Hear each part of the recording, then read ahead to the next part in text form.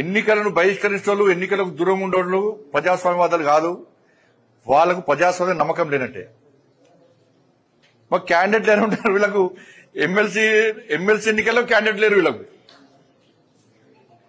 వీళ్ళు Hyderabad local body ఎన్నికలు కూడా క్యాండిడేట్ లేరు. ఎమ్మెల్సీ ఎన్నికలు ఈ ఎమ్మెల్సీలు కూడా మరి క్యాండిడేట్ లేని పార్టీలు ఎందుకు ఇవ్వాలా? వీళ్ళు వచ్చి 10 సంవత్సరాలు అధికారం చెలాయించారు. కాంగ్రెస్ పార్టీ అధికారంలోకి వచ్చి 15 నెలలు అయింది. ఇలా క్యాండిడేట్ల కరువేరు. క్యాండిడేట్ కరువైన పార్టీలు రేపు ప్రజలకు ఏ విధంగా సేవ చేస్తాయి? వీళ్ళు 5, 10 ఇంకా 4.5 సంవత్సరాలు ఏ విధంగా అధికారంలో ఉంటారు? వాళ్ళు తిరిగి అధికారంలోకి ఏ విధంగా వస్తారు? బీఆర్ఎస్ పార్టీ క్యాండిడేట్ కరువైన వారు. అందుకే మొన్న జరిగిన ఎమ్మెల్సీ ఎన్నికల్లో ప్రజలు ఈ 2 పార్టీలకు గుణపాఠం చెప్పారు. ప్రజాస్వామ్యం మీద నమ్మే పార్టీ భారతీయ జనతా పార్టీ, ప్రజాస్వామ్యబద్ధంగా వివరించే పార్టీ భారతీయ జనతా పార్టీ. కాబట్టి ప్రజలు బీజేపీ ఓటేసి గెలిపించారు.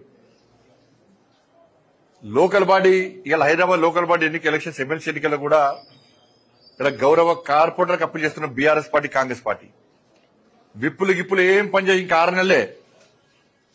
మీరు మీ అధిష్టానాలు కాంగ్రెస్ పార్టీ గాని బీఆర్ఎస్ పార్టీ గాని మీ అధిష్టానాల మాటలు నమ్మి మీరు ఎంఐఎం కు సపోర్ట్ చేసే ప్రయత్నం చేస్తే, ఓటింగ్ కు రాకుండా ఉండే ప్రయత్నం చేస్తే మీ డివిజన్లలో హిందువులు మాత్రం నెక్స్ట్ ఎన్నికల్లో మిమ్మల్ని ఓడగొట్టడం ఖాయం. మీ రాజకీయ భవిష్యత్తు మొత్తం సర్వనాశనం అవుతుంది. ఇంకా 6 నెలల కోసం మీరు చూస్తారా? నెక్స్ట్ భవిష్యత్తు చూస్తారా? మేమైతే వదిలిపెట్టాం.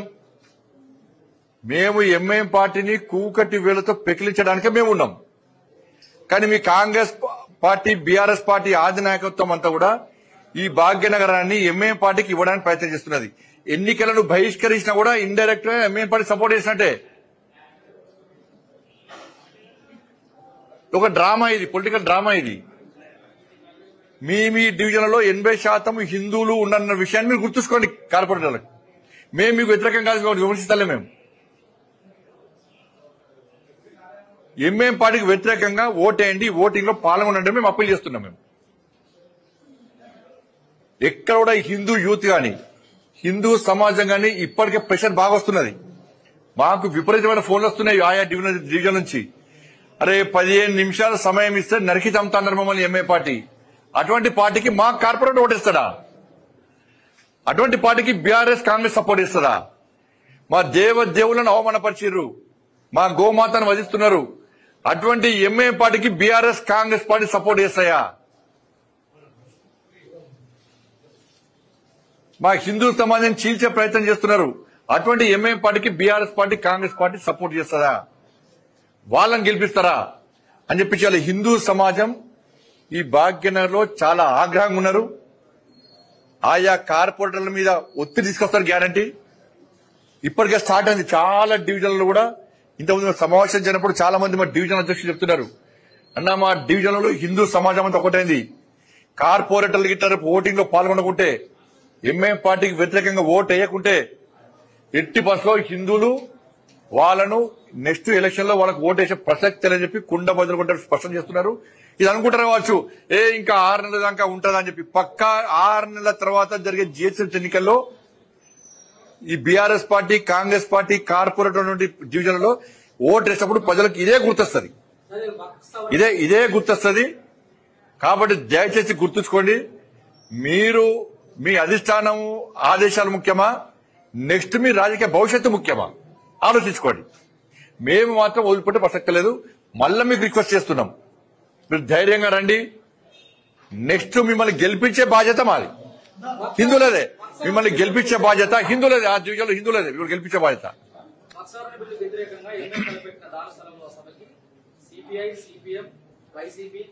ఏడుంది ఏది సిపిఎస్ సిపిఎం ఎవరు చెప్పరాదే. సిపిఎస్ సిపిఎం ఎక్కడ చెప్పు, వాళ్ళు ఏ ఎండగా కొట్టడం వాళ్ళు సిపిఎస్ సిపిఎం వాళ్ళు.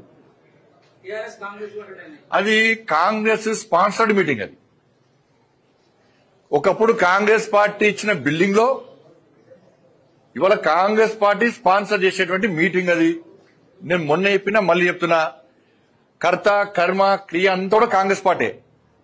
కాంగ్రెస్ పార్టీ సూచన మేరకే ఇవాళ తెలంగాణ రాష్ట్రంలో వక్ఫ్ సవరణ బిల్లుకు వ్యతిరేకంగా ఇవాళ కొన్ని ముస్లిం సంఘాలు ఎంఐఎం పార్టీ ఆధ్వర్యంలో వాళ్ళ ప్రోద్బలంతో వాళ్ళ మీటింగ్ పెడుతున్నారు. దీంతో ఏం అయ్యేది కాదు. నేను ఇలా మీటింగ్ పెడుతున్నటువంటి ఆ ముస్లిం సమాజానికి సంబంధించిన నాయకులను ప్రశ్నిస్తున్నా. ఇన్ని రోజులు తెలంగాణ రాష్ట్రంలో దాదాపు 77,000 ఎకరాల స్థలం ఉంది. ప్రతి సంవత్సరము 1,000 కోట్ల రూపాయల ఆదాయం వస్తుంది దాని ద్వారా మీరు ఈ తెలంగాణ రాష్ట్రంలో ఏ పేద ముస్లింకైనా న్యాయం చేసిండ్రా? ఎవరినైనా పేద ముస్లింను ఆదుకునే ప్రయత్నం మీరు చేసిండ్రా? దానికి సమాధానం చెప్పాల్సిన బాధ్యత ఆ వేదికకు ఉన్నది. ఇవాళ ఇలా నరేంద్ర మోడీ గారి ప్రభుత్వం ఆ ముస్లిం పేదలకు సహాయం చేయాలి, వాళ్లకు న్యాయం జరగాలని చెప్పి ఒక మంచి ఆలోచనతో ఈ సవరణ తీసుకొచ్చింది.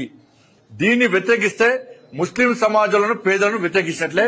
అంటే పేదలు ఎక్కడ ఉండండి, పెద్దోళ్ళంతా ఓవైసీ లెక్క ఉండాలి, ఓవైసీ కుటుంబం లెక్క ఉండాలని చెప్పి అంటున్నారు. నేను మళ్ళీ చెప్తున్నా, కాంగ్రెస్ పార్టీకి ఇక్కడ నేను సవాల్ చేస్తున్నా, మీకు దమ్ము ధైర్యం ఉంటే తెలంగాణ రాష్ట్రంలో వక్ఫ్ ఆస్తులు ఎంత, ఎవరి ఆధీనంలో ఉన్నాయి, దాని ద్వారా ఎంత ఇన్కమ్ వస్తున్నది, వచ్చిన ఇన్కమ్ ఎంతమంది పేద ముస్లింలకు సహకరిస్తున్నది, లాభం చేస్తున్నది, శ్వేతపత్రం విడుదల చేయమని చెప్పండి. కాబట్టి దీని మీద చర్చ జరగకుండా ఇది బీజేపీ సవరణ తీసుకొచ్చింది, దీనికి మతం రంగులు ట్రిపుల్ తలాక్ అప్పుడు గిట్నే చేశారు. ట్రిపుల్ తలాక్ అప్పుడు గిట్నే దేశం మొత్తం గగ్గోలు పెట్టాలని ప్లాన్ చేశారు. కానీ ముస్లిం సమాజంలోని మహిళలు తిరగబడతానని భయపడే ఎంఐఎం లాంటి పార్టీ నాయకులు రోడ్డు ఎక్కలే, ఎక్కడ ఆందోళన చేయలే. ఇప్పుడు కూడా ఇవాళ ఈ ముస్లిం సంఘాలు, ముస్లిం సంస్థలు కొన్ని కూడవలుకొని ముస్లింల పేదలకు వ్యతిరేకంగా వివరిస్తే ముస్లింలో ఉన్న పేద వర్గం అంతా కూడా వీళ్ళని వ్యతిరేకిస్తుంది, రోడ్ల మీద తిరిగనేదనే విషయాన్ని వీళ్ళు గుర్తుంచుకోవాలి. అరే మేము హిందువులు ఎందుకు భరించాలి? మేము చెప్తున్నాం, మేము అడుగుతున్నాం. ఇవాళ మొన్న కూడా చెప్పినా, ఇవాళ మీరు వక్ఫ్ ఆస్థానాన్ని ఇచ్చేస్తారా? ఎట్లా పుట్టరు దాన్ని? టైటిల్ చూడరు, ఏం చూడరు మీరు. ఇక మరి రాముడి గుడి కట్టడానికి మాత్రం రాముడు అక్కడనే పుట్టిండా, రాముడి పుట్టిన గ్యారెంటీ ఏంటి అని ప్రశ్నించినటువంటి ఈ సంఘాలు, ఈ కమ్యూనిస్టులు కానీ, బీఆర్ఎస్ వాళ్ళు కానీ, కాంగ్రెస్ వాళ్ళు కానీ, మజ్లిస్ వాళ్ళు కానీ, వాళ్ళు ఏం ఆధారం లేకుండా ఈ వక్ఫ్ ఆస్తి అంటే తీసుకుంటే ఒప్పుకుంటారు దానికి. అంటే ఒక జాతికి ఒక న్యాయం, ఒక జాతికి ఒక న్యాయం, ఇక న్యాయం. కాబట్టి ఇది ఇలా మొత్తం కాంగ్రెస్ స్పాన్సర్డ్ మీటింగ్, అది ప్రజలందరూ తెలుసు. ఇలా ఎంఐఎం పార్టీ యొక్క ప్రాప్తి కోసము బీఆర్ఎస్, కాంగ్రెస్ పార్టీ తాపత్రయపడుతున్నాయి. ఇవాళ కేవలం 15% ఓట్ల కోసం మీకు కక్కుర్తి పడితే 85% ఉన్నటువంటి హిందువులు వ్యతిరేకిస్తున్న విషయాన్ని గుర్తుంచుకొని గత జిహెచ్ఎంసీ ఎన్నికల్లో ఏం జరిగిందో అంతకంటే రెట్టింపు ఉత్సాహంతో ఇలా హిందువులు ఈ భాగ్యనగరాన్ని భారతీయ జనతా పార్టీకి అప్పచెప్పడానికి సిద్ధంగా ఉన్నారు.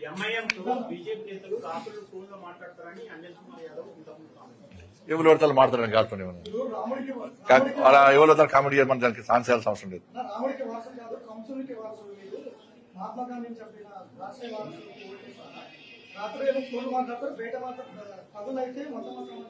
ఎవరు రాముని వారసులు, ఎవరు రామ మందిరం నిర్మించారు, ఎవరు రామభక్తులు, ఎవరు జై శ్రీరామ్ అంటారు అందరూ తెలుసు.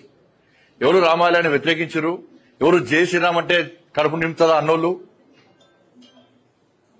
ఎవరైతే హిందువుల నమ్ముతా అని హిందూ దేవతలను వ్యతిరేకించిన సపోర్ట్ ఇస్తున్నారో వాళ్ళు నిజమైన రామభక్తులా, మే రామభక్తులమో తెలుసు. అందుకే దేశంలో మూడోసారి అధికారం వచ్చిన రామభక్తులం కాబట్టి.